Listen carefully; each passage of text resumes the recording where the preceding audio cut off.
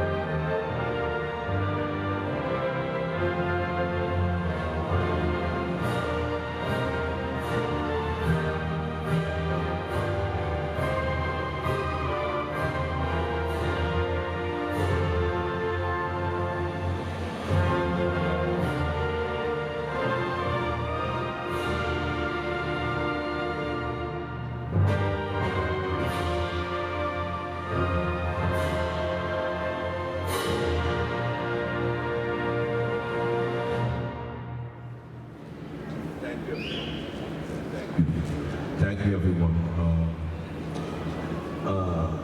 The Councilman would like to make the first remarks. Okay, he will come in soon.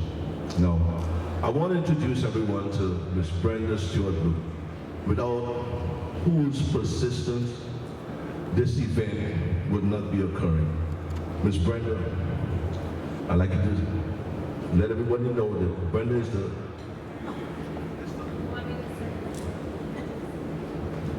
Good evening, everybody. Ms. Brenda Luke is the face of the friendly IRS. Believe it or not, they're here today to give you information on how you go help yourself to be in compliance, get free services for doing your taxes with a VITA center. They're also here to advocate for you and tell you how to go about seeking help from them so that you could dispute if you owe taxes. And they're also here to give you other information and a potential job opportunity today, because they are hiring, okay? So we want to thank the school for giving us this beautiful space so that we could educate ourselves and how not to get into trouble, because you know, if you're in trouble, you just learned a good lesson and you won't get in trouble again. So today is all about knowledge. So I want to take this opportunity also to thank Christopher James for giving me an opportunity to be here again today, because I was here in another program with him during Veterans Week, where we had a Veterans Fair in the school, the first one I think that's ever been held that I attended. And it's a privilege to say that I am the daughter of an Army veteran, and my brother was a medic in the Vietnam War, and my brother who passed away, may he rest in peace, he was in the Marines. So we're here not only to respect each other in terms of the service that these individuals have given to our country, but also to accept and acknowledge that we are one in America, regardless of where we came from, except for the American Indians. They're the only real true Americans. Everybody else came on a boat, on a plane. My mother came, whatever. She came from Puerto Rico and everything. But we're here to be one. And as one, we're here to help each other, elevate each other, to become stronger in our communities and to give back whenever possible, and to help everybody that's needing help all around us, because our future is not guaranteed, tomorrow's never given, and I believe through smiling that we're able to give somebody a gift of a smile. And if they're having a bad day, you smile at them and they're trying, and then they're gonna figure out like, what's wrong with me that I'm not smiling, right? So we're gonna start like that, okay? So while we're waiting for the other individuals to come, Brenda Luke is the community liaison, stakeholder liaison, and she's just gonna introduce herself, but she's not gonna say too much because we like to talk too much, okay? Thank you. Thank you, everyone. Thank you, Miriam. Miriam is my partner in crime. She's with the SBDC, so we do several outreach. And I thank her for introducing me to Christopher. So, and you know, it really, it's a partnership. So when the speakers come up, I'm gonna call your name. Please come up to take your chair. We have Miriam, we have Derek, we have me, Nilka, Misones, Chacon is up here already. We have Sandra Bisham, Michelle Page, we have Maggie Romanello, and we have Bethsaida. So please come take your space. We need you.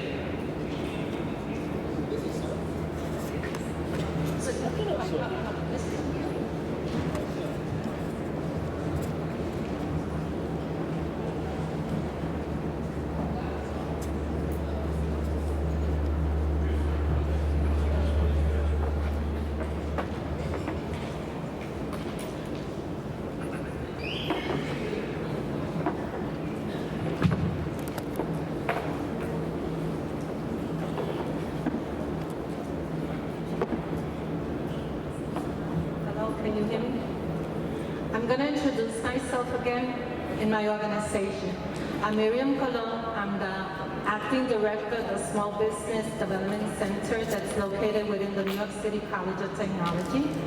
My organization provides entrepreneurship assistance for people who are thinking of starting a business, are already in business, or seeking sustainability by purchasing a building. The services are free of charge by appointment. We also give a lot of classes and education, and we assist with people who are looking to become MWBE certified. We help veterans with their veterans issues.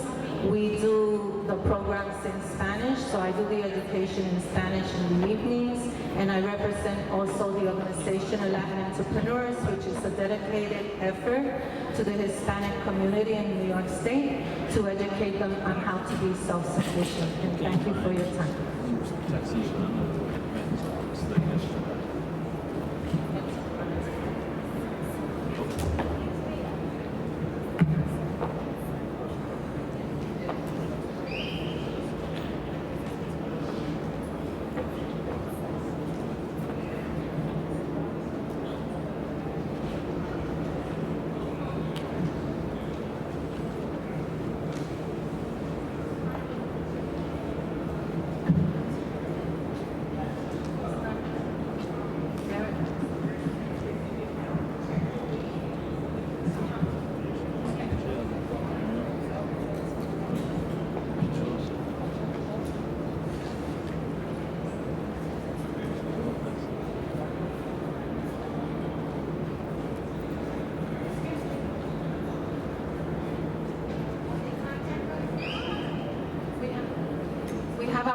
contact information on the tables in the back of the room.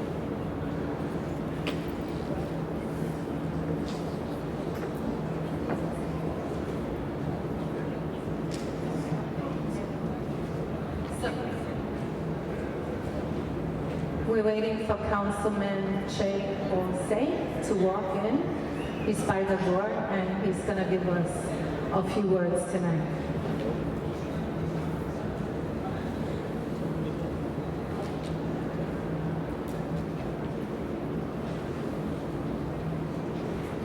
Councilman Osse is from the New York City Council, District 36. Hello, good evening, everyone. This is City Council Member Osse, representing the 36th District, so Bedford, Stuyvesant, and Northern Crown Heights. Thank you so much for coming out here tonight. Raise your hand if you've already done your taxes.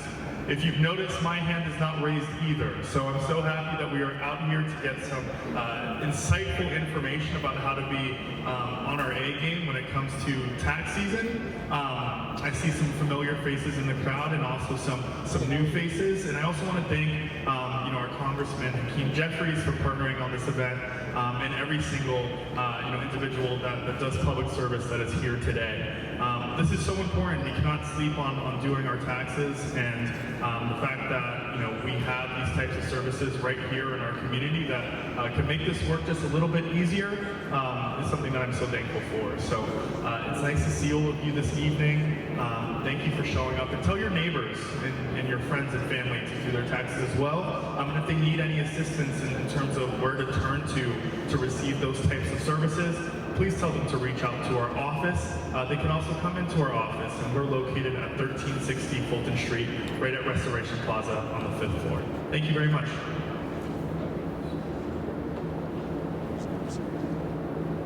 Thank you, Councilman. Could you all give him a hand for being here and helping to put this together? I appreciate it. Thank you. I don't know if you have met the panel, but I would like the panel to introduce themselves in order from my right to the left. Ms. Cologne? He wants me to introduce myself for the third time tonight. Yes. So my name is Miriam Cologne, Small Business Development Center. Thank you. Good evening. My name is Derek Ganter. I am the director of the Stakeholder Liaison Organization within the Internal Revenue Service. Good afternoon. My name is Senior Stakeholder Liaison Brenda Luke. I work for him. I'm a Senior Stakeholder Liaison, and I'm out of Brooklyn, and thank you for coming. Good evening, everyone. My name is Nelka Ank. I'm a Senior Stakeholder Liaison with the Internal Revenue Service also. This is my colleague Brenda and my boss, next. And I do the whole of New York and Long Island specifically too. Good evening, everyone. My name is Shakanya Burden-Milton. I am the Community Relations Officer for the Office of Citizenship and Immigration Services within the Department of Homeland Security out of 26 Federal Plaza in Manhattan.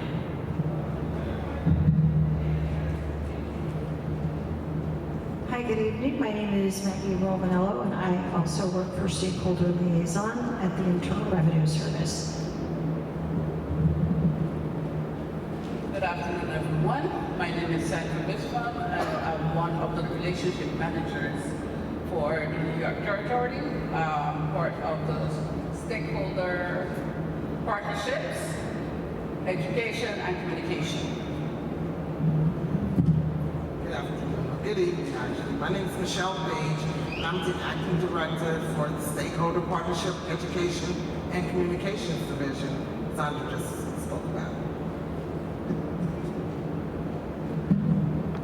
Good evening, everyone. My name is Betsy Bigley. I'm the local taxpayer advocate for Manhattan, and the taxpayer advocate service is the Department of Resolution Department of the IRS.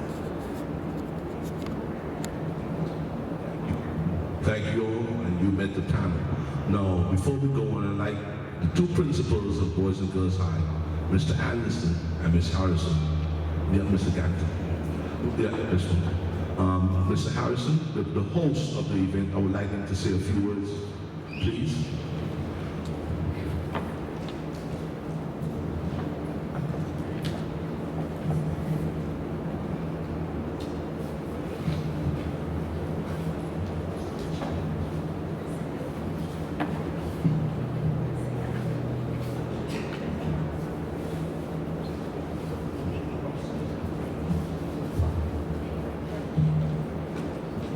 Good evening, everyone.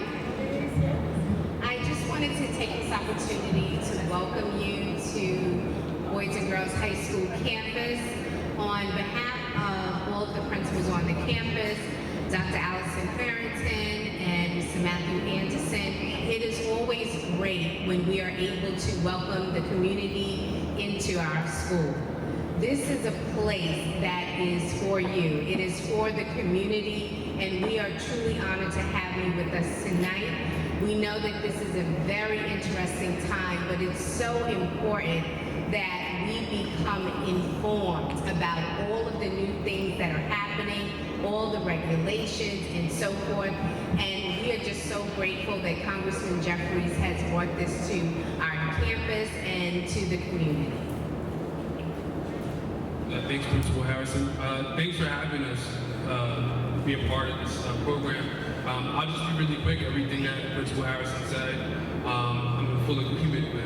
I'm the principal of school, Nelson Mandela High School, right upstairs. We're African Center, African-based school. I just want to, just mention one of the, traditional words or African words that we use upstairs is called Ubuntu. I am because you are. And I just want to let you guys know this stuff right here that's happening here on campus is happening. It's going to improve our school. It's going to improve the community. So it's a pleasure being here. And it's a pleasure having you guys, and we hope that we continue to have these things. That's what we talk about being a host. Thank you very much. A host welcome us and tell us why we want us to be here. And he said Ubuntu. I can only say it in English. I can say, if we know, then we grow. Okay? Now, Mr. Derek Ganter is the face of the new friendly IRS, according to Ms. Brenda, and that's why we're here. Now, we know, I'm going to say this before he gets started. The only time we hear the IRS is when we get a letter. But that is a scary thing. You don't know who this is. That's what. When I got the chance to host this event, I said, you know what? We need to know. We need to hear it from the horse's mouth, rather than from secondhand. And Mr. Derek Ganter is going to tell us exactly why he wants to present a face to the IRS rather than an anonymous letter. Mr. Ganter? All right. So thank you very much. I'm sorry, this is the face you have to see. No, we're glad to see a face, and your face is very good, and we love it. Thank you. Certainly could do better, but it is a pleasure to be here. As we were walking into this facility and just kind of sitting here, I'm starting to have flashbacks of my high school days. I went to a high school that looked just like this, and so bringing back some very good memories, from my younger days, which were quite some time ago. In terms of why we're here, I just want to mention that it's been stated a couple times about the friendly face of the Internal Revenue Service. And I know that may sound counterintuitive when you think about the popular narrative about the IRS as being a tax collection agency, a law enforcement agency, and the fact that in some cases taxes is not always a positive experience for a lot of people. And I can't refute that in any way. Sometimes it is not necessarily a positive conversation. But what I will tell you is that on the other side of what of our compliance efforts, there is a positive element in our compliance calculation, and that is to do outreach and education, to inform the public about the things that they need to know so that they can avoid the letters that was mentioned earlier and some of those more negative conversations. And so within the current IRS strategic plan, there is a specific earmark for proactive outreach and education. And my organization, the Stakeholder Liaison Organization, has been at the forefront of that for a couple of decades now. And we have transcended our business model so that we are better equipped to work with the communities just like this one. And we are very proud of the work that we do. We work with just about any stakeholder group who is willing to work with us. We do go into the community, we go to where people are, and we certainly want you to have a voice into the agency, because at the end of the day, we serve at your pleasure. We serve at the pleasure of the American taxpayer. And so you are our best interest. We have your best interests at heart. Some of our focuses for the last couple of years, including this year, is really trying to build inroads into underserved, underrepresented demographics. And so we have had a lot of deliberate, concerted, and specific outreach campaigns where we're working with veterans groups. We are working with women entrepreneur groups. We're doing a lot of work in impoverished communities. We have a specific focus right now in the Mississippi Delta area, which is one of the most impoverished parts of the country right now. We're definitely trying to reach out to communities where English may not be the primary or comfortable language. And so we're doing a lot of outreach, including hiring people who actually speak some of those languages. And so we are trying to get information and help to the people that need that help. Kind of tying it into us being here at this school, we are very proud of the work that we have done across the country with the over 13,000 public school districts across the country. We have been sharing information with them that can help those families that are part of those school districts, whether it's related to refundable credits, economic impact payments, advanced child tax credit, and our next endeavor in that group will be to help young aspiring entrepreneurs, young people who are interested in starting businesses. And in some cases, a lot of these young people already have businesses and they just don't recognize it as such. And so what we want to do is reach out and help those people so that they can formulate a true business structure and be compliant citizens as far as their tax requirements are concerned.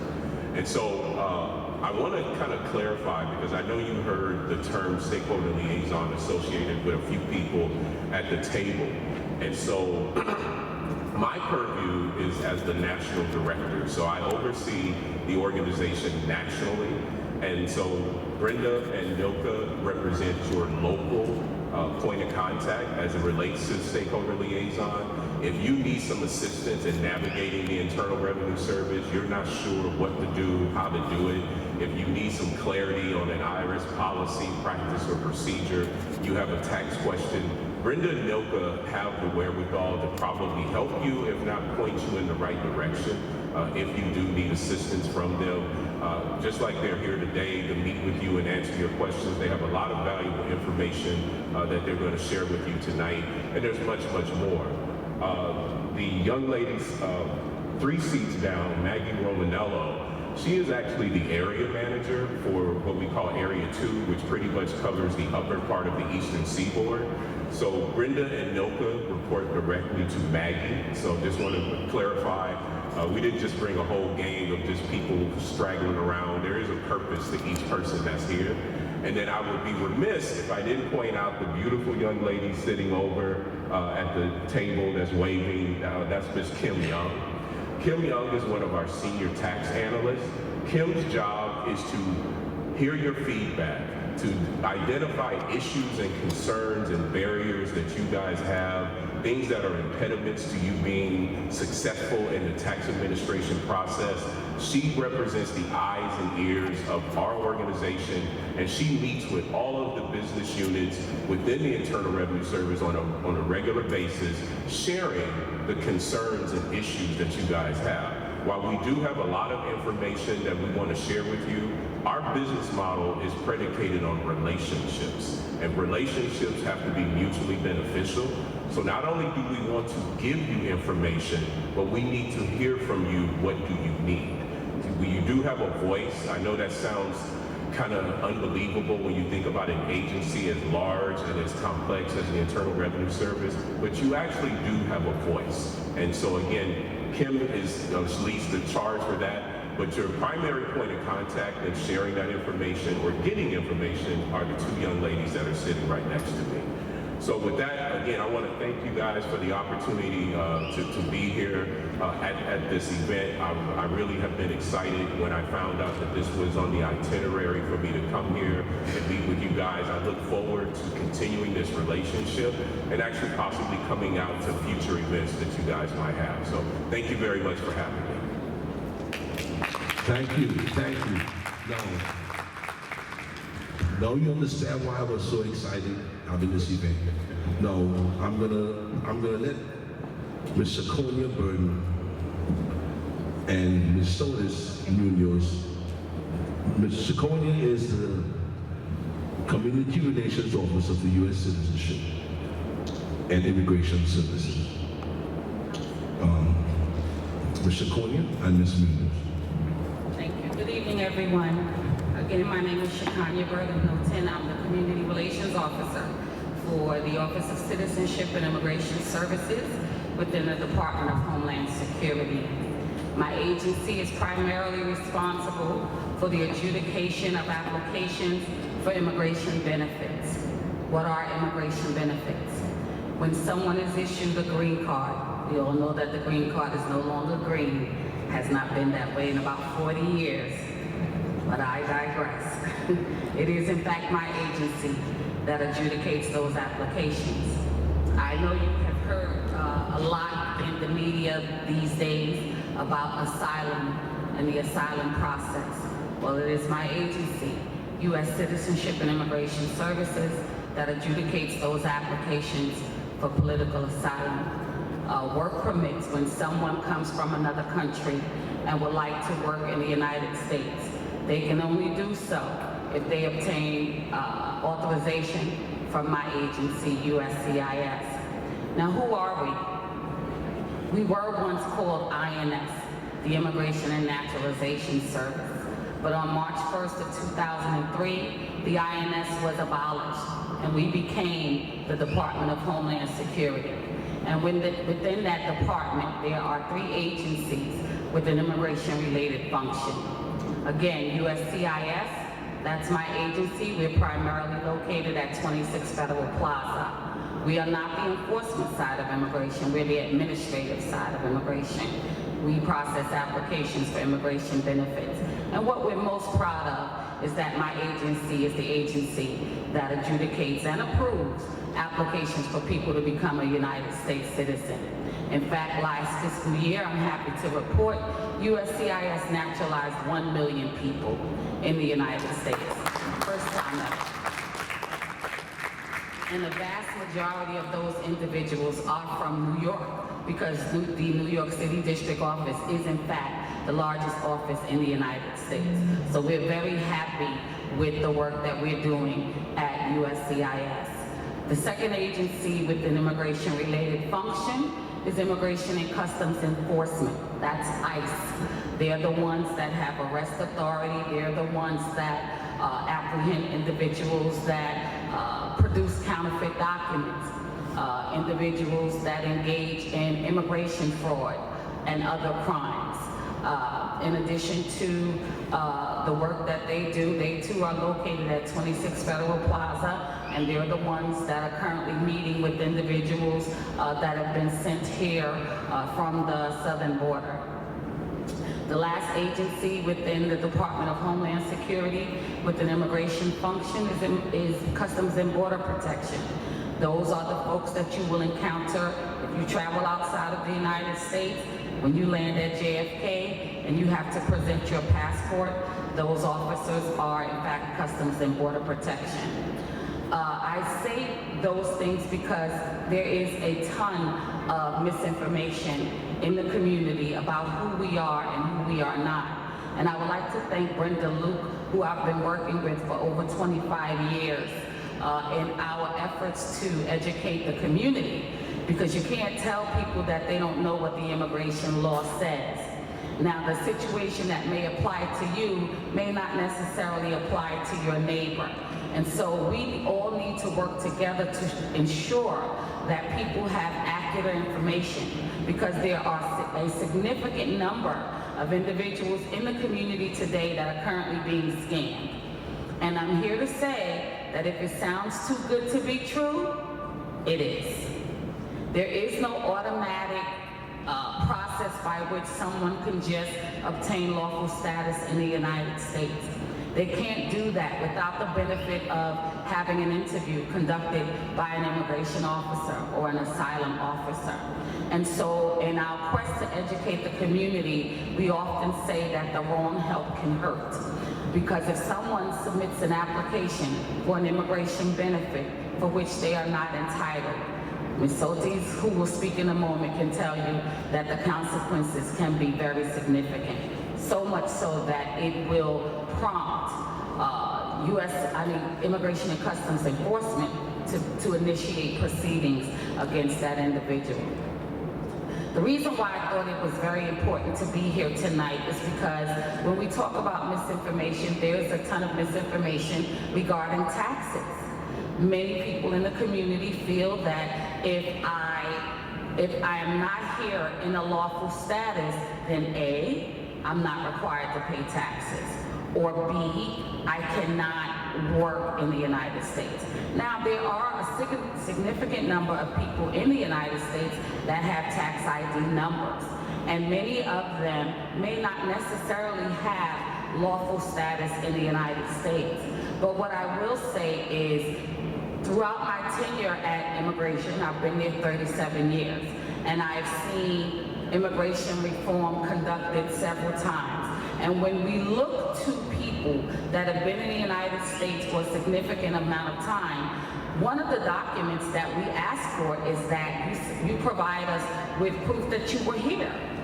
Well, a tax ID number is proof that you may have been here and paying taxes. So it's very important that people retain all of their documentation in the event that something changes that could positively impact their immigration status. I also am aware that there's a ton of misinformation as it relates to people when they're filing for citizenship. The citizenship law indicates that you must provide at least tax returns if you are working for the last 3 years. It's also important to understand that if you owe the IRS and you do not enter into an agreement and comply with that agreement, USCIS can deny your application for lack of moral character. And that is one of the requirements to become a citizen of the United States. Now, we fundamentally understand that you may in fact owe taxes. A lot of times, who doesn't, you know? But you must do all that you possibly can, if you are working, to make an agreement with IRS and comply with that agreement, because we are going to ask for evidence that you have complied. We have seen several cases in which people were on the path to getting a very good job, you know, with a federal agency or a state agency, or, you know, that were desiring to go in law enforcement, only because, you know, their immigration, their IRS documents were not in order. We were not able to approve that application. So please do not let the fact that you owe taxes be a barrier to you as it relates to changing your immigration status and becoming a U.S. citizen. If you did not work, then of course we understand that you may not have tax returns to submit. So those are just a few things that I thought were very pertinent for tonight's engagement. And I'm here for questions after the panel has spoken. Thank you so much. Thank you very much. Now, I would let Ms. Munoz, she's also Immigration Mayor's Office of Immigrant Affairs. Now you see, that's one of the reasons why we have different departments. And hello? Yes. No, we can. Okay. No, we have different departments. I wanted each department, because we have, besides the IRS, we have USCIS and the Mayor's Office of Immigrant Affairs. After they finish making a presentation, then we take questions. Okay, that's why the panel is here. So we're going to have Ms. Munoz speak next, and then I would like from the Advocate's Office, Ms. Betsaida Page, and then we go back to Ms. Brenda to talk about rules and procedures of the IRS. Thank you. Thank you so much. Again, my name is Osse Munoz. Delighted to be here and deeply grateful for the opportunity. I'm the Deputy Commissioner for the Mayor's Office of External Affairs and our Immigrant Affairs team. I'm going to ask, and I'm going to put her on the spot, Janet Ramirez. She's at the very back. She is our citywide ambassador for all Spanish speakers here, and she's going to also be available to answer questions just as myself. And I will give you some background on what we do here at the Mayor's Office of Immigrant Affairs. But first, I want to thank Boys and Girls High School, the principals. This is not our first time here. We're actually keep coming here for public safety forums and other town hall with Mayor Adams and during the Thanksgiving, so always open to the community. Deeply grateful for Congressman Jeffries, who I remember, I guess I'm going to date myself, when I was working for Congressman Rangel many moons ago. This is how I met Brenda Luke, and as you can see from this table, from Ms. Burden to all of us, we are the friendlier and we are the bridge from government to you, the community stakeholders, community leaders. I can't thank Mr. Christopher James for his vision and his mission as a leader to bring us all together, city, state, federal, and of course you, our leaders in the community, so that the community is properly informed of the services and resources that are available. And as Ms. Hakeem said, this is really a challenge for us all. At the Mayor's Office, you've heard more and more every day the situation with the asylum seekers. My commissioner, Commissioner Manuel Castro, has been at that Port Authority, many of you have seen, just welcoming a lot of the very frightened and very vulnerable to this wonderful city that we call an immigrant city, built by immigrants, and that we now have a moral obligation to make sure that we're able to provide the right resources and the right information.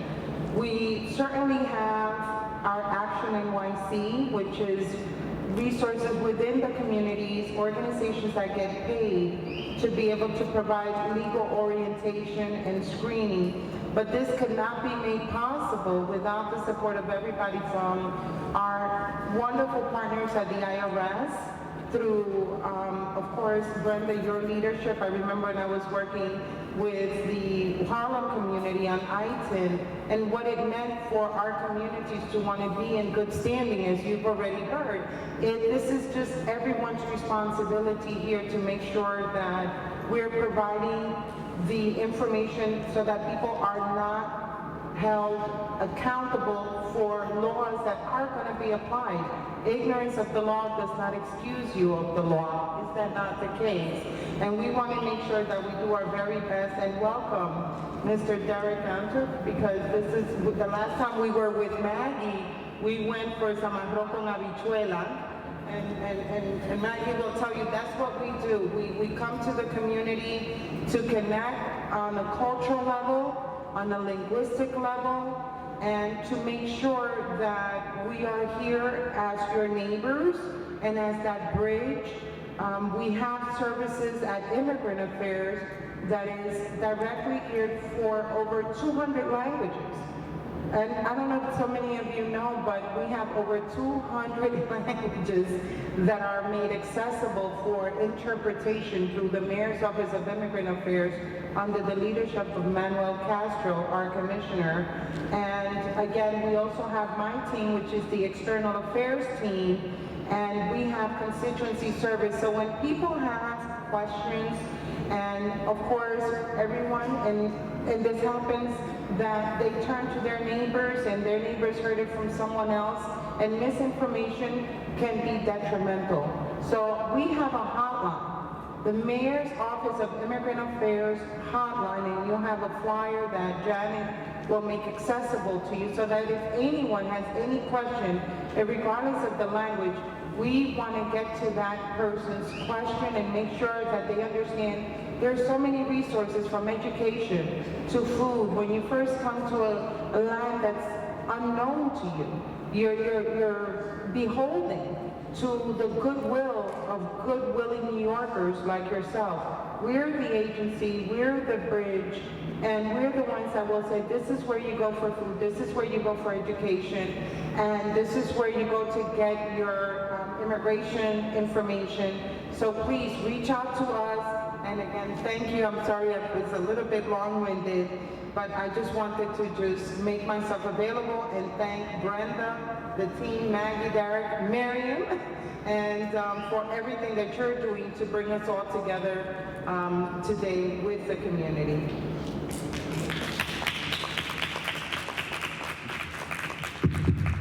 Thank you much. Thank you very much. You see, good information is never ever being long-winded. Like I said, once we know, we can grow.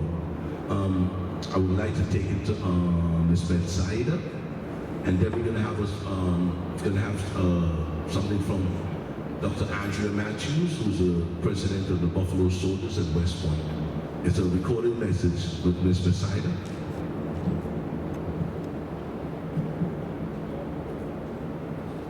Good evening, everyone. I represent the Taxpayer Advocate Service, and as we're kicking off the final season today, we're here to provide you with some tax tips so that your filing and processing experience will go smoother. Make sure that you're filing with your W-2s and not with your last pay stub. The IRS has an income verification office that is responsible for matching the information that you report on your taxes against what your payers may have reported to the IRS. If that information, if there's any inconsistencies in that information, that is going to hold up your refund. So we just want to make sure that you wait for all your documents and that you're filing with all your documents so that you don't have any delays in the process in your tax return, especially if you're experiencing a financial hardship. Make sure that you go to a reputable tax preparer and that you're not going to these fly-by-night companies that is responsible for scams and all these companies that pop up, particularly around tax time. So make sure that you're going to someone reputable, someone that's signing your tax return. Make sure that the dependents that you claim on your taxes are your dependents, and don't sell your dependents to someone else, because that is refund fraud. And you know, like Ms. Shakonia stated also, you get in trouble with one government agency, sometimes those things have long-term consequences. Because if you're claiming someone else's dependents, you may experience a ban on claiming the earned income tax credit, either for 2 years or 10 years, and then maybe fraud on your tax return. So when it's time now to maybe get an immigration benefit, you know, that's a problem with moral character. So that's what we are out here educating the community to make sure that you guys are doing your part also to make sure that you don't have any problems. The Taxpayer Advocate Service, we are the problem resolution department of the IRS. So when you're trying to get through to the IRS, maybe you have an audit or that you owe the IRS and you're trying to contact them and you're waiting over an hour on the phone and you can't get in contact with someone, you can call us and we will review your case and be that bridge for you between you and the IRS. So the Taxpayer Advocate Service is an independent organization within the IRS, and we are mandated by Congress, so we were established by Congress. So we have that independence, but we are still IRS employees, and we all work together to make sure that your rights are not violated. You use Form 911 if you want to open a case with us, and you send in your supporting documentation, and a case advocate gets assigned to your case, and we'll work one-on-one with you to resolve whatever issues you may have with the IRS. If you're experiencing a financial hardship and you provide us proof of that hardship, we'll try to help you with any problem that you're experiencing with the IRS. If you have an audit and you may be submitting the documentation or you don't understand, or we'll get someone that speaks your language if you don't speak the language. So we're here to help you. And a lot of people don't even know that the taxpayer advocate exists, and we're actually part of IRS directly. So if you need our assistance, depending on where you live, New York State has 5 local taxpayer advocates. So there's an office in every state, including Hawaii and Puerto Rico. Thank you. Now I think that everyone is important. But silent knows that she advocates for you. And after, we're going to have one more presentation that Ms. Brenda is going to lead into everything. And they're going to take questions. Now, it's most important. I think I like everyone up there, but I have a special place for the advocate, because that's your assistance, your direct assistance with the IRS. Am I correct? Panel? Yes? Okay, thank you. Now we're going to have Dr. Matthews, who's the president of the Buffalo Socialist Association. She's going to speak a recorded message. Good evening from Houston, Texas. My name is Dr. Andre Matthews, and I am president of the Buffalo Soldiers Association of West Point. And this evening, I wanted to welcome you and thank you for participating in the IRS Town Hall. Tonight, we hope that you have a rich and robust discussion, meet IRS and other government representatives, and that you get the information that you need that will help you navigate this tax season. The Buffalo Soldiers Association of West Point is dedicated and committed to providing the information and resources that will enhance the quality of life for veterans and families that live in New York and beyond. Tonight, for those veterans that are in the audience and the families of veterans, I would like to take this time to say to you, thank you. Have a wonderful evening and learn as much as you can, and have a wonderful tax season. Thank you, Dr. Matthews. We're going to let Brenda and Nilka, who is actually the creators of this event. If it wasn't for them, we wouldn't be here. Brenda and Nilka. Afterwards, after their presentation, we're going to take questions from the audience. Okay, we also have tables with IRS recruitment.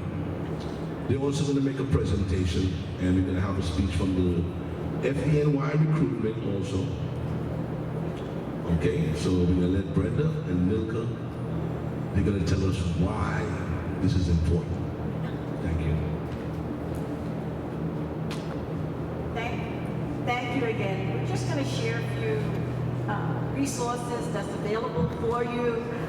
Betsy talks about choosing a preparer, and we just wanted to refer you to publication 4717, which also mentions about picking a preparer. You want to pick someone that's going to be there after April 15th, just like she brought out, with so many scams that's going on. A lot of people disappear, so it's important for you to get someone not just going to give you a big refund, but someone that's going to be continuously there. So it really, truly is important. And the other topic that I wanted to talk about was the importance of record keeping. Since we know that we have a mixed group of individuals that are here today, and we have individuals as well as businesses, as we have faith-based. And one of the things that we wanted to share, record keeping is the key to a good return and also keeping your business afloat.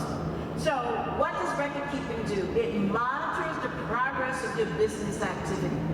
So if you have good record keeping, you're able to see, is my business doing good? Is it doing bad? And what should I do? You want to prepare financial statements, because that's what the record keeping purpose is. Because by having the proper documentation at the time that you prepare your tax return, or when you're giving it to your tax preparer, It will help you in the long run. He will not be guessing. Because one thing that we want to bring out today, this is the first day of the filing season. And when you sign that tax return, you know what it says? Under perjury is true. So you can let the tax preparer prepare anything, but if we come forward, it's you. So it's important for you to have supporting documentation to support what's being put on that tax return. It tracks deductible expenses. You can't just think about it like, I did this yesterday, but what proof do you have? I always say, when you do your tax return, you want to do it with the purpose of, in case I'm audited. In case I'm audited, I know what's going on that return.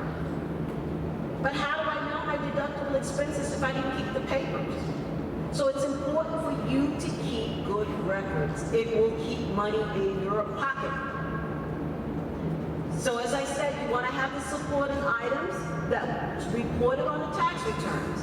You don't want him just to put down any number, because some people go to people that will give them a big refund. Ultimately, if you're audited by the IRS, what are the supporting documentation? Did you spend the money already? You're still going to ask for it back. So it's important for you to have good record keeping. And what the next slide will show is some of the publications that you need to have, which is publication 535, business expenses. You have different publication 547, which is casualty and loss. And also you want to go over what is the IRS collection process? What happens if I ignore everything? How will the IRS go about collecting this money? So we're here to say it's important. And you can always go to irs.gov and you can type in the keyword record keeping. And also we want to let you know it's still not too late for you to claim some of the credits that you received with the child tax rate. There's a lot of credits that's still available. So it's still not too late, but make sure you have the proper documentation for even applying for the credits. So please, please, please, don't be afraid of the IRS. We are your friends. We're here to help you. So just do the right thing. If you have questions, call us, and we are here to help you. And I'll now turn it over to Milton.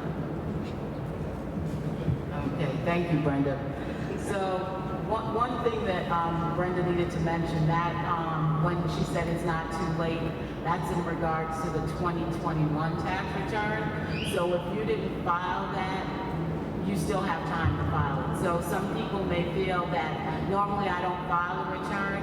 You may be eligible to get some of that credit. So if you reach out to maybe a VITA site that can assist you to see that if you're eligible, you may be able to still get some money back. Okay, so what I'm going to talk about is what's new and what to consider. So here's kind of the little bad news.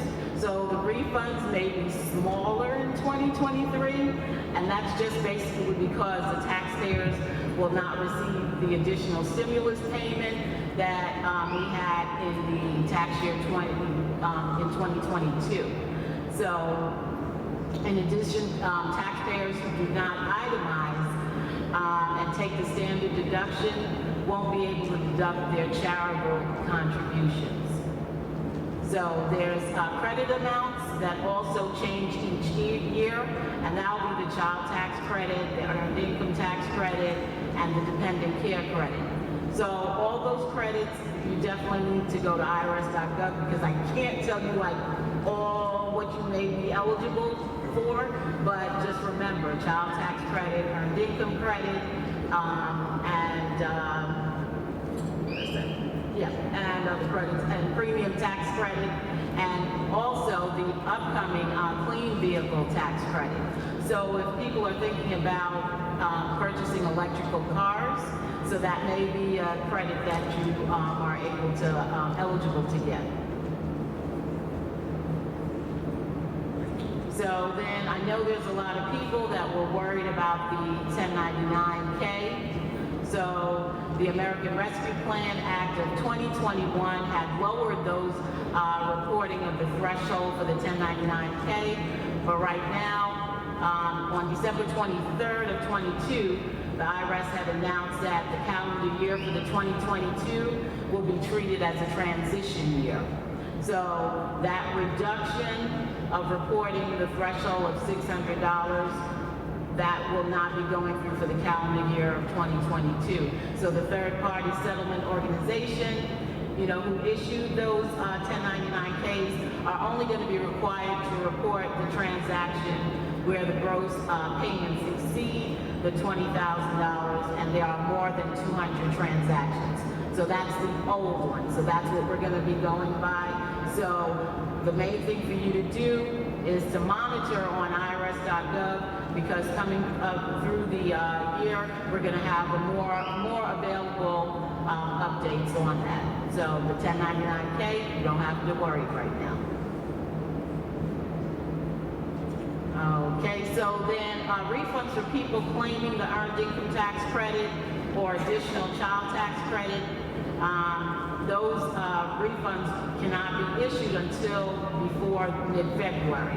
So even though the filing season starts today, if you're expecting the earned income tax credit and the additional tax credit, those credits, the refund cannot be issued before mid-February. So most refunds are issued in less than 21 days, and so however, sometimes returns are filed electronically or paper may need manual review. So these delays, the processing, and may require special handling by the IRS employees, so it may take a little bit more than 21 days. So don't stress out. We're going to be working on it. So the next thing that I want to do is talk about the common scams. So the scammer is getting better and better every year. So I don't know if you have been getting on your phone a lot of spam calls, because just today I had like 4 spam calls that are coming in. So there's going to be things that you need to be aware of: email, phishing, malware. So there'll be emails, because the IRS, we're not going to be that one, that telephone initiating, no. But some of the scammers may put an email saying that it's the IRS and put links, and in that link says, oh, put your social security number here, or put your bank information. Please don't click on those links, because we're never going to be asking you to do that. So that's definitely one email scam that please be aware of, because even other companies are doing that in regards to like fake charities. So they're calling on the phone saying that they may be the police benevolent club or something. And you have to be aware. Do not give your social security number. Do not give out your personal information, because these scammers are trying to what? Try to make fraudulent tax returns for you. So we also have where there's impersonators that threaten you and say that you owe money, and that if you don't pay it and send us, that's not the IRS. So please don't worry about that. It's not going to be a call coming from us. So refund theft. A lot of people claiming the unemployment, taking your information, and you never even claimed unemployment. So those are a lot of things you have to worry about. The scamming of, if your English is your second language, you have to be careful of those scammers targeting non-English speakers. And then you have what we call unscrupulous return preparers. So those are the ones who tell you that they can get you all of this money, and you know that you only worked 2 months. You know that's too good to be true to be getting all that money back, right? So be aware of the tax return preparers that are trying to tell you that they can get you all this money. Okay, the last thing that I'm going to talk about is, again, IRS.gov, because we're going in that direction. Even though that Brenda and I are here as your outreach representatives, a lot of information is on IRS.gov. Yes, they say that sometimes it's too much information, but what I'm going to tell you today is IRS provides information in many languages and enhanced services for people with disabilities, including the accessibility helpline. So taxpayers who need accessibility assistance may call, and I'm going to give you 833-690-0598. And so let us help you. That's our little theme. Taxpayers should use IRS.gov as their first and primary resource for accurate tax information. The Let Us Help You page on IRS.gov has links to information and resources on a wide range of topics. So definitely go, let us help you. Thank you. I just wanted to add one more thing. I know earlier Shakonia mentioned about people filing a tax return. And as well, if a person is undocumented and they have an ITIN number, please go ahead and file your tax return because it's a tax processing number. So it is important for you, those individuals also that are applying for the ITIN, they must have a prepared tax return and also a completed W-7. I'd like to, as we finish up, ask our manager, Maggie Romanella, if she has anything she wanted to add to what we have to say.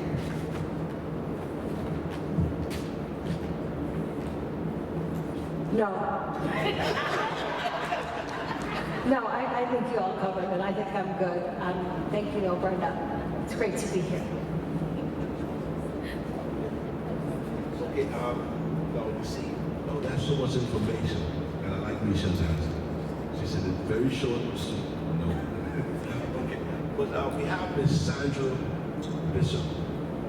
She is where I know a lot of people want to go to get your taxes done for free. Vital. Miss Sandra? Good evening again. Before I speak, I'm also going to let my area director for SPEC speak to you all. Thank you. Michelle Page. Short and sweet. Hello. Now, good evening again. My name is Michelle Page, and I wanted to make sure that you understood what our organization does. Stakeholder, because you hear like stakeholder, and our name, we call ourselves SPEC. Stakeholder, Partnership, Education, Communications, a very long word, what's all that mean? We work with community partners in your neighborhoods who provide services for free to the community. VITA, maybe you've heard of that program, Volunteer Income Tax Assistance. That is partners throughout the communities that are providing free tax prep. They're trained by us. They're have all of our material and pass all of our tests. They're credentialed, and they are open to the communities across the country. Many of them are here in New York, and they will be able to help any taxpayer that comes in to load them out of income taxpayers. I also want to just give a quick call out to earned income tax credit, because I've heard several people talking about that. This is the service's 17th year, 17th anniversary of earned income tax credit. For the past 50 years, many folks, taxpayers, have been receiving those additional credits that you're entitled to. What I want to make a point of is 1 in 5 are not. You still have people that are not claiming what is rightfully theirs, which is their earned income tax credit. That is leaving money on the table. I think here in New York, I had a note, here in New York, well, let me tell you this. As of last year, in December, 31 million taxpayers received over $64 billion in earned income tax credit. That's across the country, right? But here in New York, an estimated 1.7 million taxpayers received 3.4 million in earned income tax credit alone. So our plea is that you would please ensure that as you spread the word, make sure folk are looking and trying to determine what they're preparing. Hopefully a VITA preparer that they qualify for earned income tax credit, and that they certainly take advantage of that, of the earned income tax credit. So we're here to let you know we're in your communities.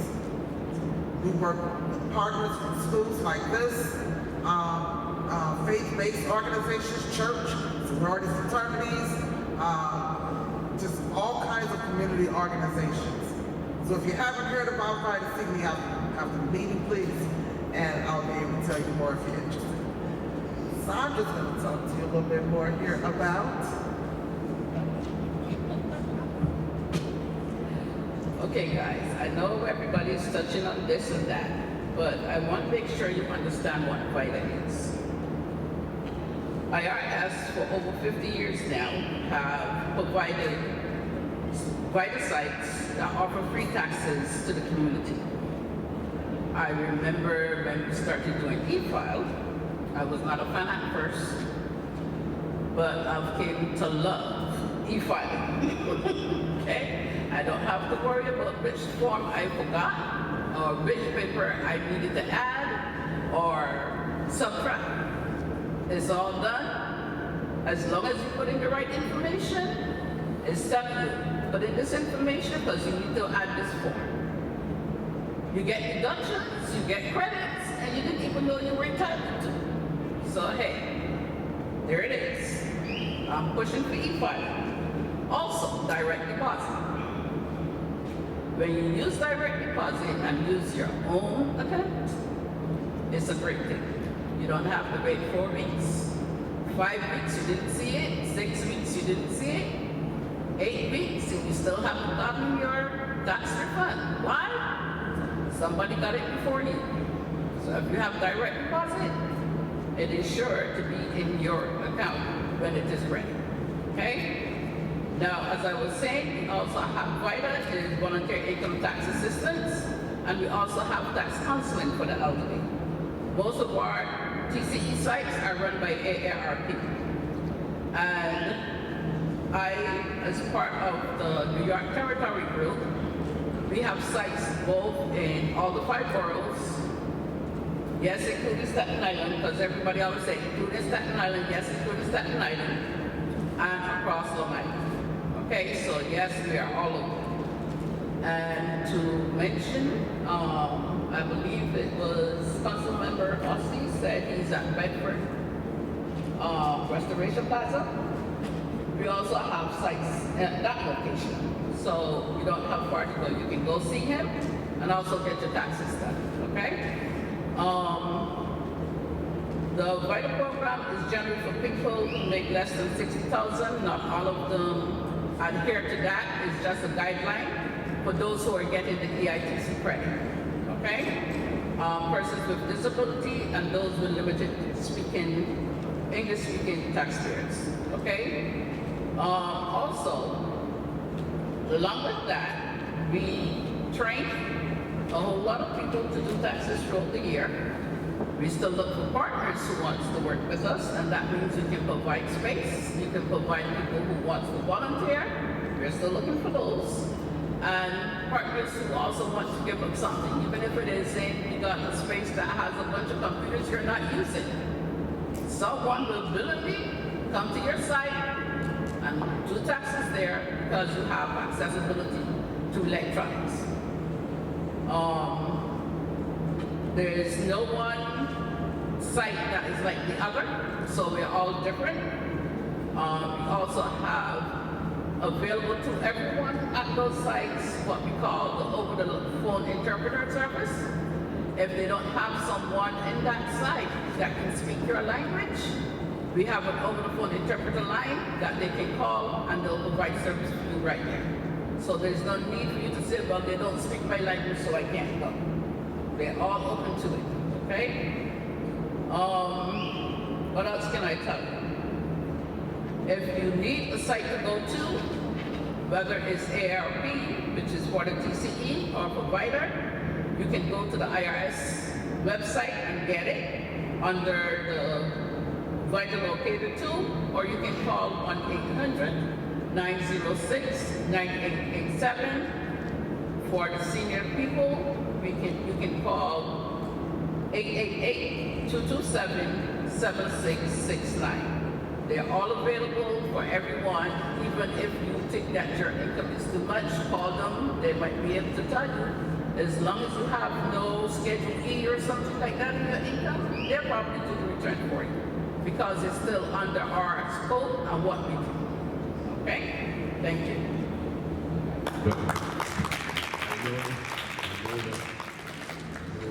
So that's one of the questions everybody want to know. Where can I get it done for free? No, we're going to take some questions afterwards. And after we have IRS, no, you know, IRS says we're going to pay our taxes. But if you don't have jobs, you can't pay our taxes. So we're going to hear from the IRS recruitment, the FDNY recruitment, and also availability of employment.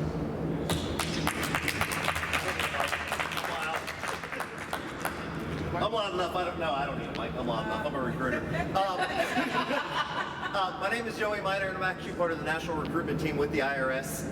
We're all based around the country. Myself and John Ernest came in. I'm from Chicago. He's from Tennessee. We are hiring for any and all types of positions. It just depends on what you're qualified for. Anywhere from veterans to disabilities to you need a job. More than likely we can probably help you find one. Some of them are telecommute, some of them, which means you can work from home. Some of them are not. Just depends on what you're qualified for.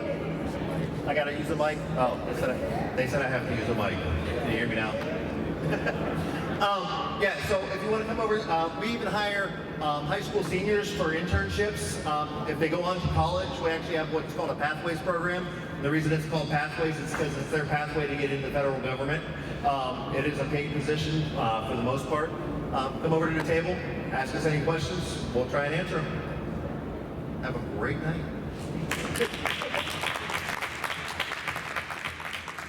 And he has a bunch of giveaways too. Okay, thank you. FDNY. Good evening. Hello, my name is Christopher Santana. I'm a New York City firefighter. I work in Engine 46 up in the Bronx. I also go out in events like tonight and I speak about the positions as a recruiter, speak about positions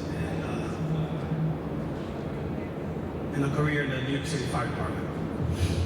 People think that when they hear automatically fire department, they think it's just firefighting or rescue, catastrophe, retreat. But there's much more diverse opportunities in the New York City Fire Department. For example, there's EMS, emergency medical technicians. There's an EMS trainee program. There's fire alarm dispatcher, fire inspector. We also have a cadet program. We also have a high school. We have an Explorers program for all ages. The Explorers program started at age 14 to 21. We have a cadet program. So careers for ages all around from youth. You can't hear me? Oh, sorry. I would just say that the New York City Fire Department has a diverse career opportunity for all ages. Unfortunately for firefighter, there's an age requirement ranging from 17 and a half at the time of the test and not older than 29 years old for a firefighter. There's no age requirement limit for EMS, EMTs, fire dispatcher, fire inspector. Our cadet program, there is an age requirement from 14 to 21, so on and so forth. I have all the information in the back. If you want to stop by my desk, I leave at 8.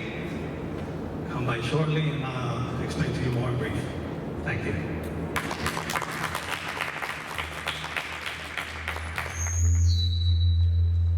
Thank you very much. Now, I think the panel is ready for some questions, right? Yes? Yes, okay. Anybody would like to ask any questions of the panel, please? Okay. Tell them the name, make it short, and if they have to follow up, they will tell you what to do, right? Okay? And your name is? I have a question. For my son, he wasn't able to be here. He don't pay his taxes, and he's afraid. And for 4 years, he made over $80,000. And he wanted me to come in and find out And for me, I pay my taxes at these local places like, Liberty and all these places, and they take a lot of money from me. So I'm gonna come to you where I can go to the free one. I have a question. The question is, I need to know how to help my son. Okay, thank you. Anybody want to answer?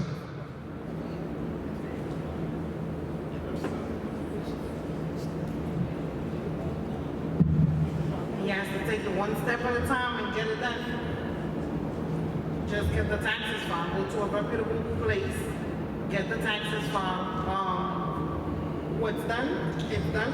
We can only move forward from this point. If he owes, he could do a installment agreement. And moving forward from, thankfully today is only the 23rd day of the year.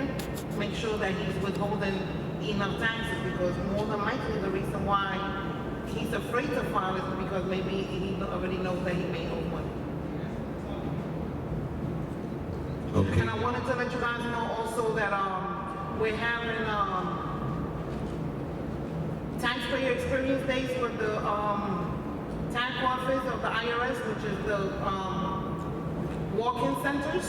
So for the next few months, from February until May, they will have a Saturday that they're open, and you will come into the IRS and one-stop service where you will have different business units at the walk-in centers of the IRS working to resolve your issues. So I wanted to let you guys know also about the taxpayer resolution Saturdays.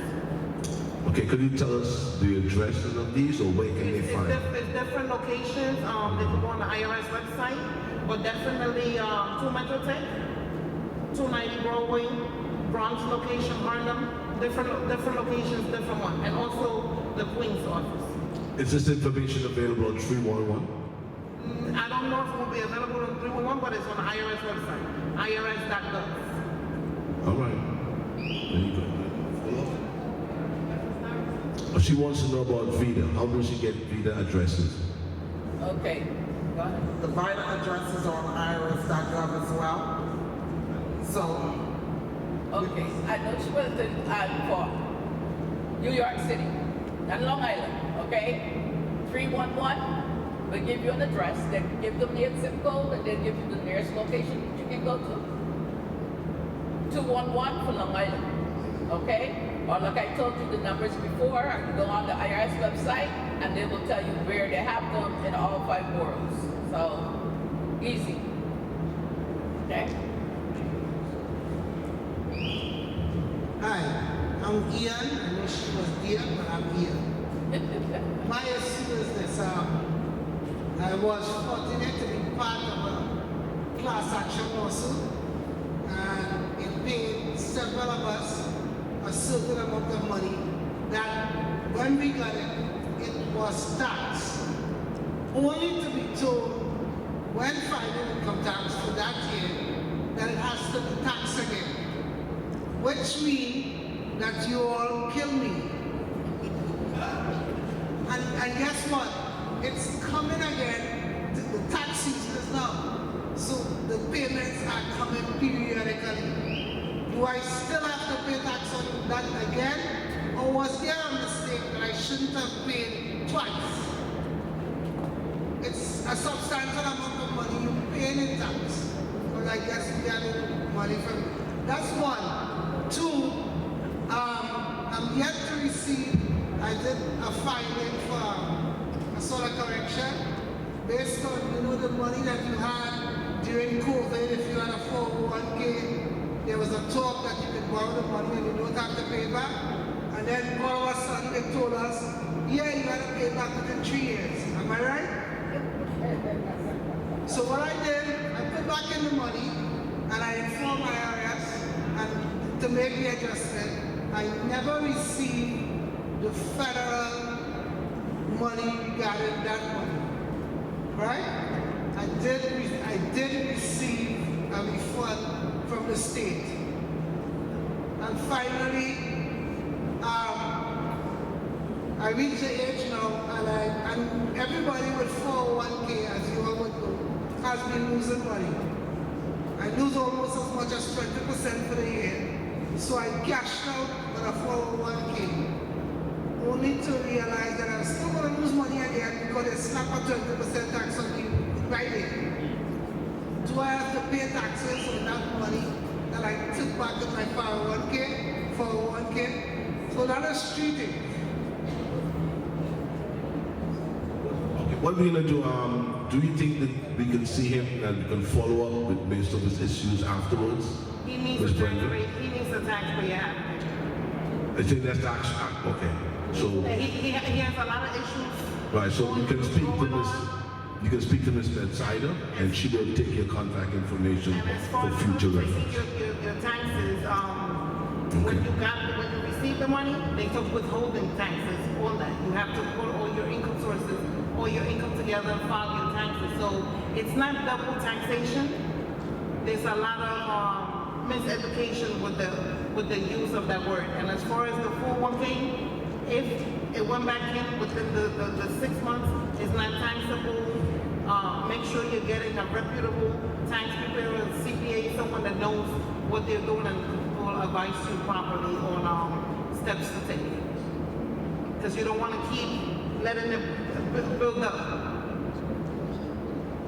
But I'll give you my card and we'll speak. Okay, so she will follow up with you afterward. Okay. State your name and your question. My name is Maureen Wilson, and I would like to know how long will you have to hold on to these records when you file your taxes? How many years do you have to hold on to these records that when you file your taxes? Because some people say you have to hold on to them until you die. And your house is packed up full. So can somebody tell me that when you threat? We can go back up to, I would say at least, depends on what your filing status is, whether it's a business or whether it's individuals. Some people keep them 6 years in the event that there's something wrong. But we can go back to at least 3 years. So I would say you can use digital means to keep your records as well. So each situation is different. So I would say at least 3 years should keep those returns. Okay. And the supporting documents.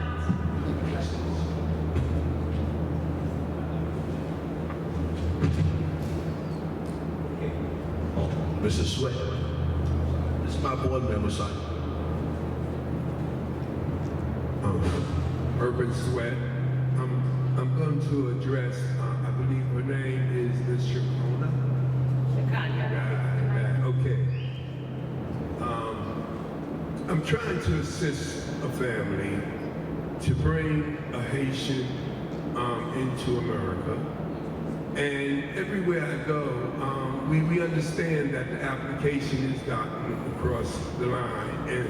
But I'm asking you, being that you're here, number one, is it true that to file that application is going to cost $350? So there was a new process announced on January 6th by the Secretary of the Department of Homeland Security. It's called the Cuban, Haitian, Nicaraguan, and Venezuelan process, whereby you're allowed to bring people to the United States as a supporter, okay? You can file that application on our website at USCIS.gov, and I have paperwork right back there on the table for you that outlines the process to the T. Thank you. I don't have to bring $350 that table back there, do I? No, and that's a good question because a lot of people they scam people into giving them money. Just know this: USCIS forms. You have to pay us when you file the form. You do not have to pay us to receive the form. And if a fee is required, you can pay that directly to USCIS.gov, as in government. That's another thing. There are a lot of websites that look like ours. Please be mindful. There is no immigration.com, immigration.net, immigration.org. The accurate title for my agency is U.S. Citizenship and Immigration Services, abbreviated is USCIS.gov. That's very important. GOV can't defraud you.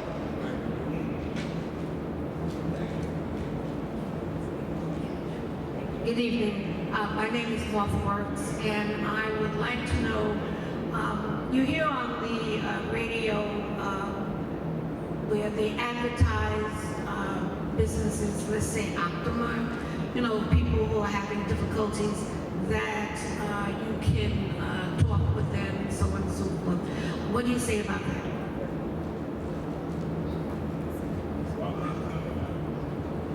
So there are a lot of private entities that represent themselves as a resolution path to help resolve taxes. And I certainly don't want to say that what they're doing is illegal, but what I would say is that before you engage a company like that, you need to make sure that you know exactly what service you are providing and whether or not the fee is really commensurate with the service.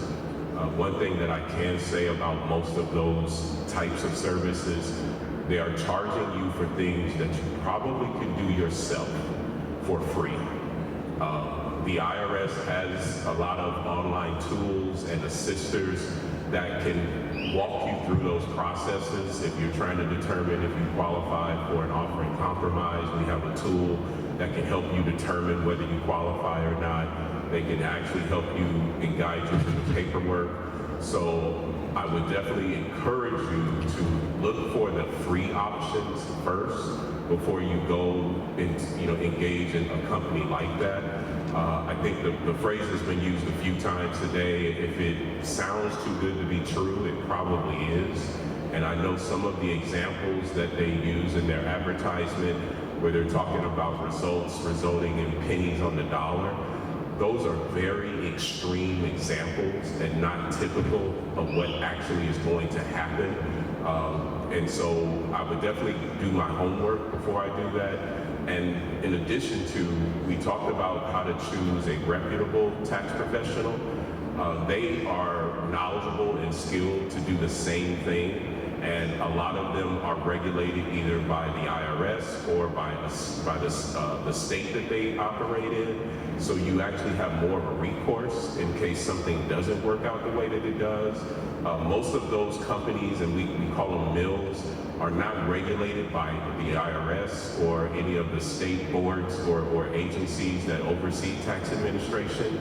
I don't know where your recourse would be if things don't turn out the way that they do, but I would be very, very careful before I engage with a company that is promising you results that really sounds like it's too good to be true. Thank you. We also have no income taxpayer clinics, and that's, they're regulated by the IRS, and they're free or no charge. So these are tax attorneys that are trained and educated to provide the services that you need. And they're located throughout New York City. Thank you. Before we take the next question, I want to remind you guys that you might not be looking for a job yourself, but I'm sure you know someone, so get some information from the recruitment services. They're available. I know we all have kids and family members and people looking for employment. They have lots of good information, and they also have an internship program, both of them, FDNY and IRS. And what I heard about the IRS recruitment program is like fantastic. They have high school students that can work from home, and work 1 or 2 days a week, get designated with a government service designation, and have a job if they want it after high school, or could be able to transfer from the IRS designation to another government agency. So it's a win-win. So I know we have kids and we have young people that want jobs. I would get the information from the recruitment. I mean, it's important. We have one other question here. I want to chime in on that right quick. Is it Michael? Right quick, sir. On the hiring note, on the recruitment note, IRS is doing significant hiring. Thought you could hear me. You can't hear me? Can you hear me now? IRS is doing significant hiring. We just hired about 700 employees for our walk-in offices across the country. So if you have any youth in your life, your nieces, nephews, church members, please share that with them if they're interested in that line of work. IRS is doing significant hiring. We're looking for new talent and new skills to take us forward.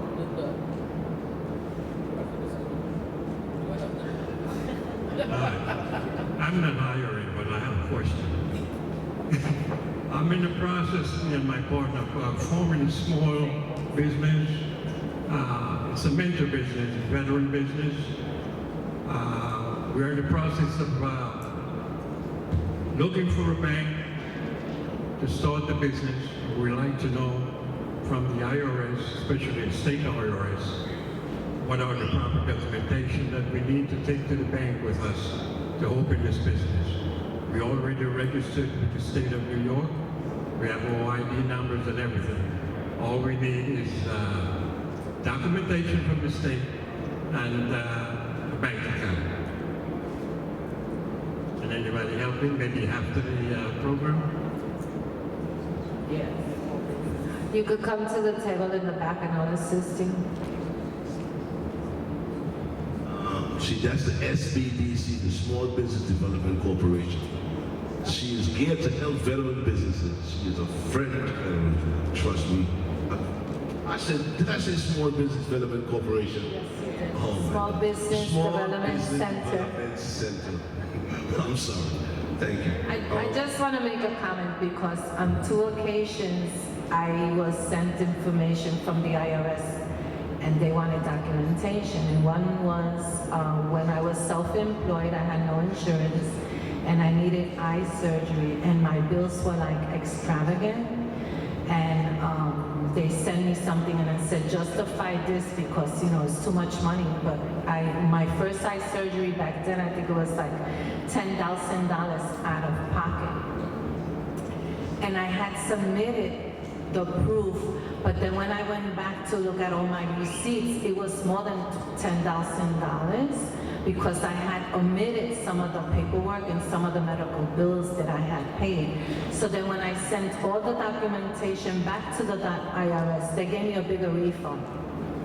And then this other time, I do my taxes through TurboTax and QuickBooks, and the computer made a mistake because there was a mistake in the software in the program. And I got a letter stating that I had something sent to call the IRS because there was a mistake on my tax returns.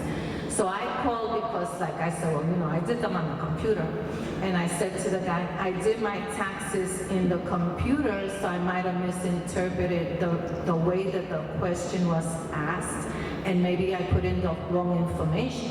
And I said, but I always do my taxes in the computer. And then he asked me a couple of questions and he fixed it, and again, they gave me a bigger refund.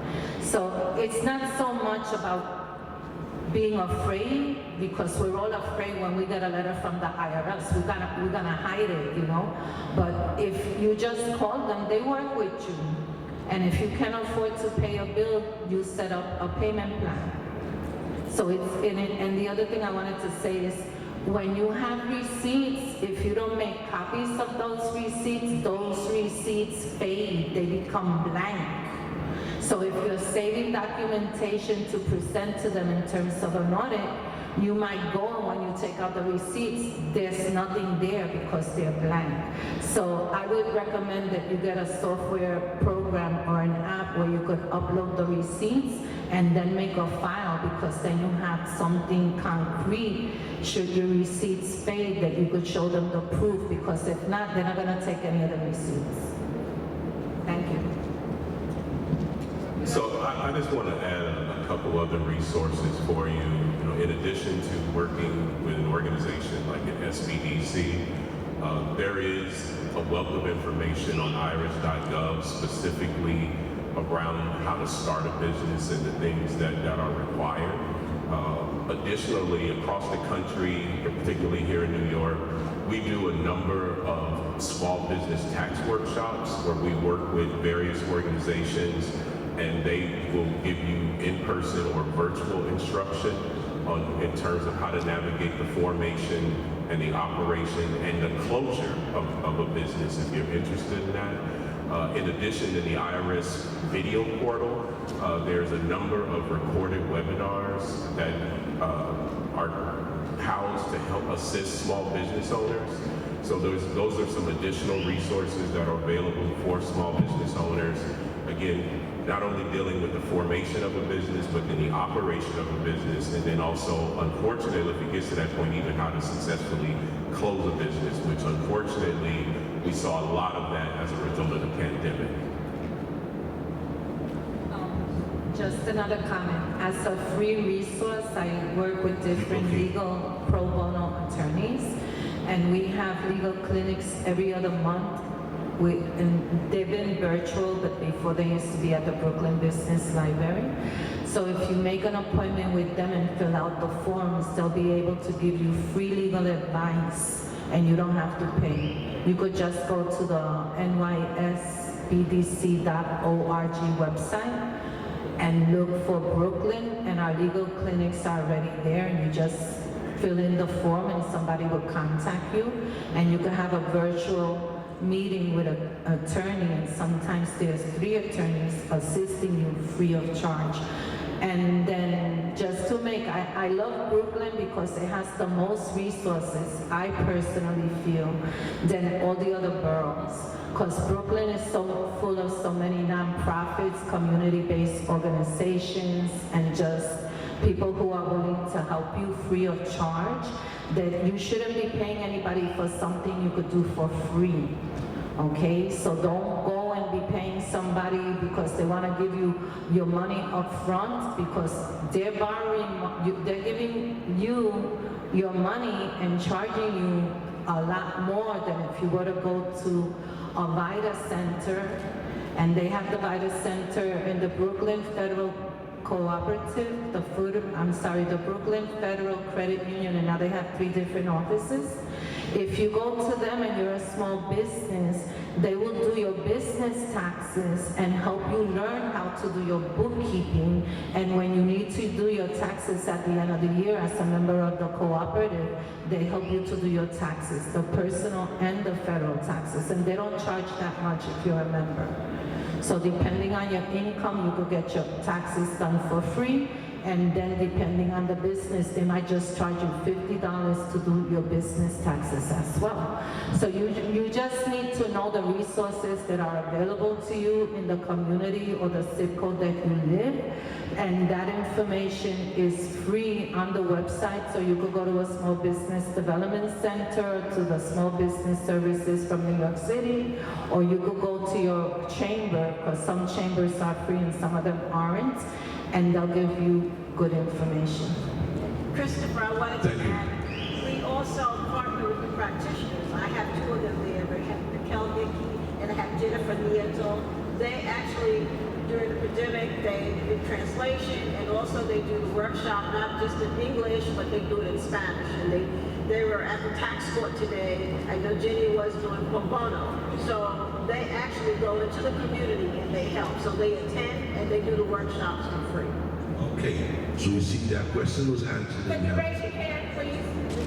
The lady, Raquel? Raquel Hickey. Oh, okay. Oh, this is right. Okay, this is the partners. These are our partners in the field of small business development centers. Also work with them, and they do the workshop. Raquel has done the workshops for me in Spanish, and her associate on the side also. I'm Jeffries. Hello. Jenny, tell me about the Google book that we helped you find. Hello. My name is Raquel Hickey, and yes, I've been helping the communities for many years, not only in English but also in Spanish, which is my native language. Actually, I'm here because I want to talk to the taxpayer advocate when this is over. But and I'm very glad that, to see all this big crowd, and believe me, it's about knowing what to do and when to do it and where to find information. Jenny, tell her about the Thank you very much. I want to tell her about the Google group that we have, the different translators. Hi, so we have a Google group that we participate in, Brenda and I, and a bunch of taxpayers. And so we work, during the pandemic, we did all the translations for the IRS that was available. The rest, I think, the IRS filled in. But for the most part, most of our people in my group were the ones that did the translations. And but our group does do a lot of pro bono work through the legal services, through the LITCs. I come in, there's several LITCs as I've been mentioned here. I think one thing that we should mention is that they are income limited. So you probably can't go to the LITC if you make $300,000 and just don't want to pay to get your taxes done. And I did want to add one thing about somebody who had questions about their taxes. I just feel like it's important that you first make sure that you can help with a professional.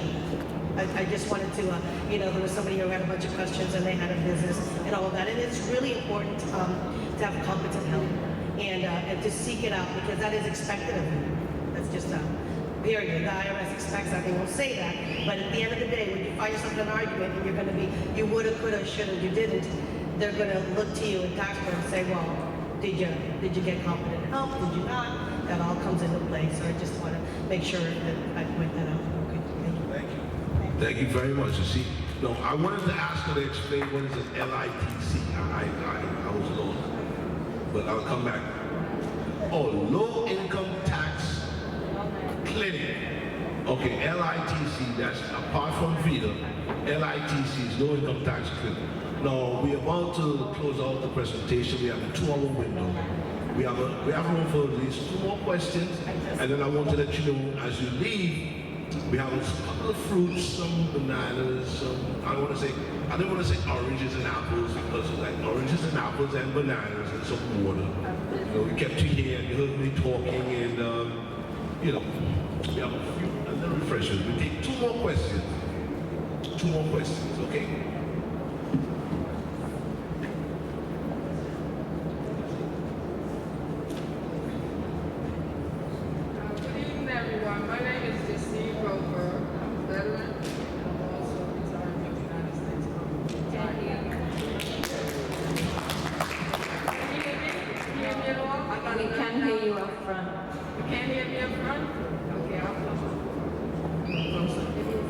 Okay, I'll come out here. How's that? Okay. Can you everybody hear me now? Yes. Okay. I do have a very loud voice. As I said, I'm Justine Roper, veterans, also retired in the United States Army. I'm from Community Board 16, which is in Brownsville.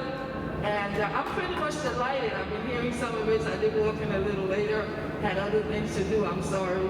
And of course, this is Christopher. He's also on our Veterans Board 3. And we all do a great job with the veterans. So I would like to know if you could, do you also come in Brownsville and do the very same thing? Because this would be very interesting for those of us who are residing in Brownsville. I really wanted to find out today about, what does the IRS do?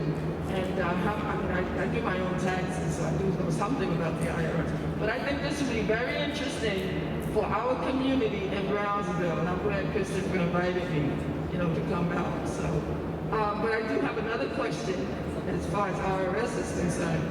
Guardianship of minors.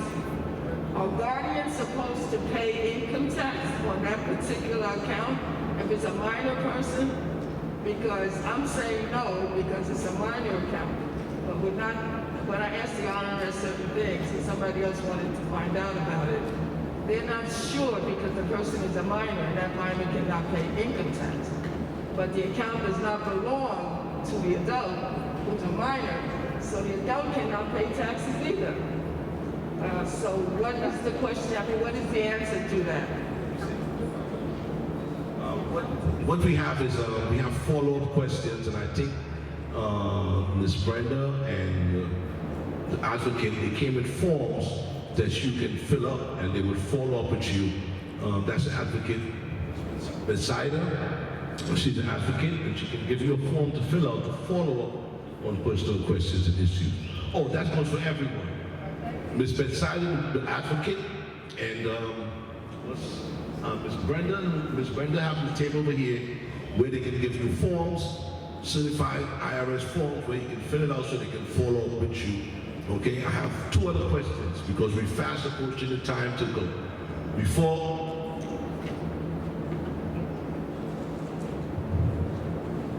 I just want to piggyback on what the mother of the son who had not filed his taxes in 4 years.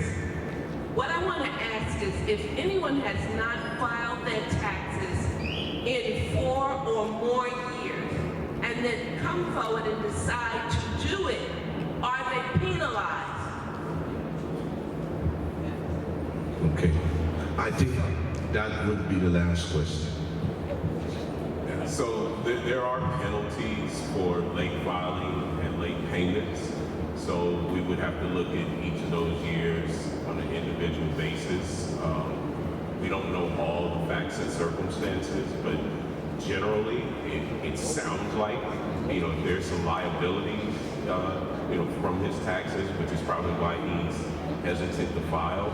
There probably are going to be some late file and late payment or failure to pay penalties that are going to be associated with it. And for that particular person, I think it was kind of already conveyed.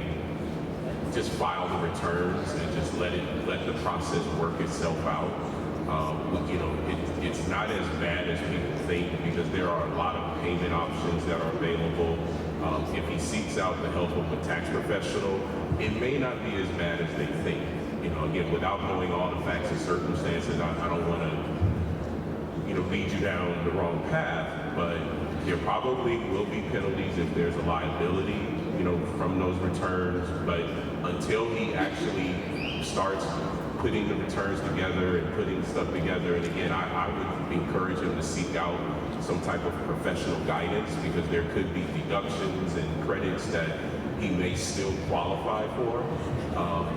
And in addition to, based on what the mother said as far as his income, it sounds like it's just a matter of time before he gets one of those letters anyway. So why not get in front of it as opposed to waiting until, his back is to the wall? Okay, thank you. Did that answer your question?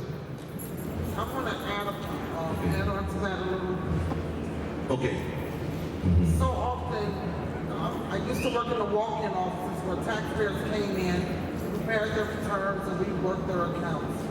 So often, folks would come in with multiple years of prepared returns because they were scared, like I think Lady said her son was. And I just encourage you to get the return filed. That is the steepest penalty, is the filing of the return. Now, it could be a refund.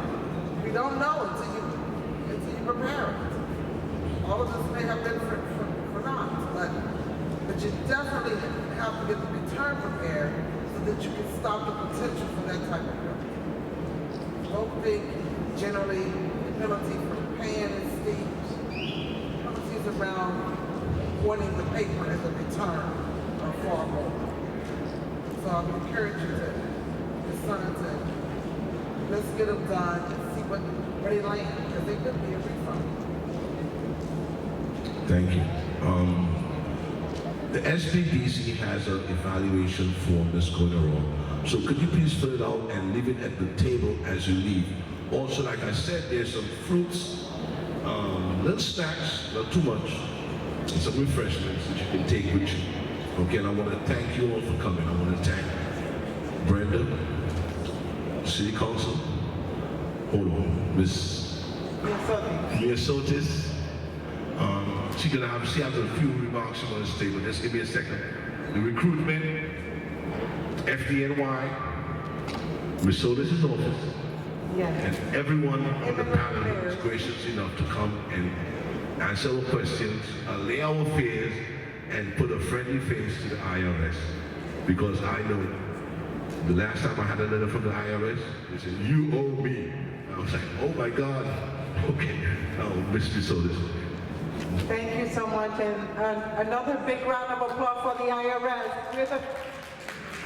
We just want to once again remind you here at the Mayor's Office of Immigrant Affairs, because this is Brooklyn, and we have from Ukraine parolees to Haitian relief effort that we manage from Immigrant Affairs at the Mayor's Office, also the asylum refugees, and also the African migrants.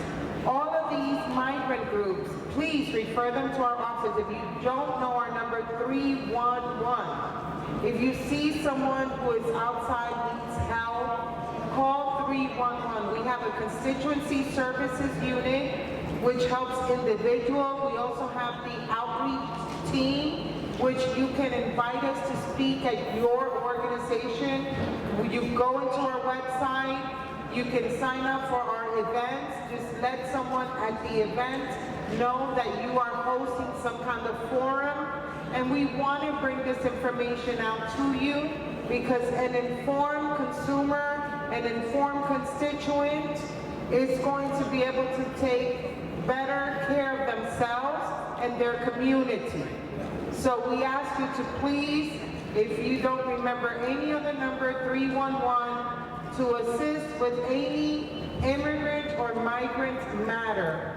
This is something that we need your help, and I'm sure that with our city, state, and federal partners, we are going to be able to not only thrive, but rise above the humanitarian crisis, which has, of course, made New York City a national spotlight. Thank you, thank you. And like she was saying before, I grew up in the era when the commercial was by a company called Sims, and it said, an educated consumer is the best customer. Like I said before, we learn and we grow. We try to avoid short-term gain that will lead to long-term pain. That's why I was glad to have the IRS here to come and give us the rules and regulations from the source, not secondary.